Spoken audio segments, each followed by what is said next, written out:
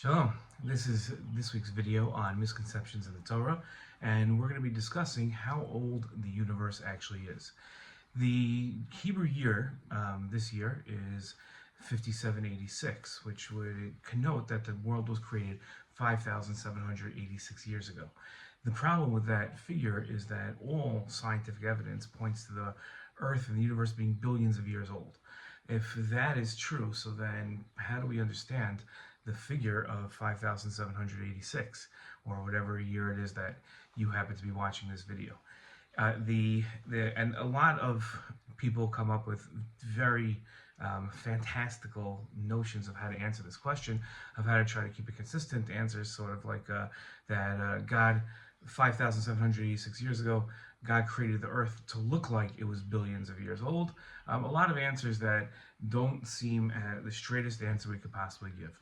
And the answer that both is consistent with Torah and with science, that doesn't run into a problem with either one of them, is a fascinating answer that's built on the Ramban and a lot of modern day physicists, which is that 5,700 and some years ago, it might be exactly 86, might not, the man went from a stage of a Neanderthal, which was like a non-intelligent being that looked like a man, not exactly the same way, but had many of the characteristics, but had a smaller brain, had a lower level of intelligence.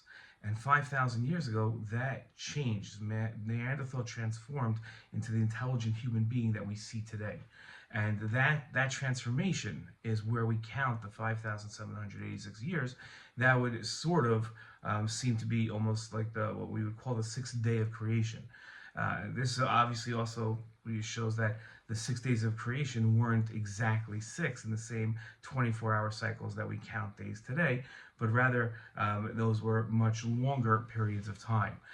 That explanation satisfies me. Maybe it satisfies you, maybe it doesn't, but that explanation shows that there's no contradiction between the Torah's counting of the time and the actual age of the universe that scientists extrapolate from the evidence that shows how old it is. Shalom.